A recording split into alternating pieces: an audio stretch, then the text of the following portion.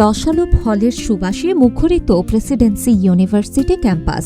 বাংলার হাজার বছরের ঐতিহ্য আর দেশীয় ফলের পুষ্টিগুণ শিক্ষার্থীদের মাঝে ছড়িয়ে দিতে বিশ্ববিদ্যালয়টিতে শুরু হয়েছে 2 দিনব্যাপী মৌসুমি ফল উৎসব। জ্যৈষ্ঠ আর আষাঢ়ের হাত ধরে বাঙালির পাতে আসে হরেক রকমের রসালো ফল। প্রকৃতির এই অপার আশীর্বাদকে উদযাপন করতে প্রেসিডেন্সি ইউনিভার্সিটি ক্যাম্পাসে বসেছে ফলের মেলা। উৎসবের আনুষ্ঠানিক উদ্বোধন করেন বিশ্ববিদ্যালয়ের উপাচার্য প্রফেসর ড মোহাম্মদ আব্দুল মান্নান চৌধুরী।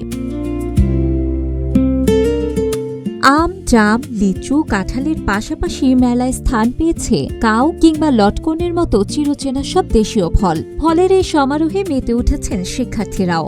অনুষ্ঠানে বিশেষ অতিথি হিসেবে উপস্থিত ছিলেন বিশ্ববিদ্যালয়ের প্রিন্সিপাল অ্যাডভাইজার প্রফেসর ড আনোয়ারুল কবির, স্কুল অব ল এর ডিন অধ্যাপক মোহাম্মদ আজহারুল ইসলাম সহ বিভিন্ন স্কুলের ডিন এবং বিভাগীয় প্রধানরা।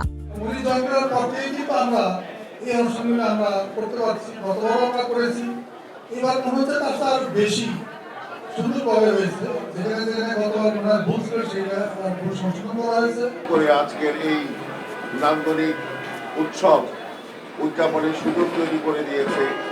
এই জন্যে অবশ্যই আমরা তাদের কাছে কৃতজ্ঞ থাকব। অনুষ্ঠানে বক্তারা দেশীয় ফলের পুষ্টিগুণ, স্বাস্থ্যগত উপকারিতা এবং সাংস্কৃতিক গুরুত্ব তুলে ধরেন। তারা শিক্ষার্থী ও বিশ্ববিদ্যালয়ের সকল অংশীজনদের মধ্যে দেশীয় ফলের প্রতি আগ্রহ ও সচেতনতা বৃদ্ধিতে এ ধরনের উদ্যোগের ভূয়সী প্রশংসা করেন। News desk, green TV digital.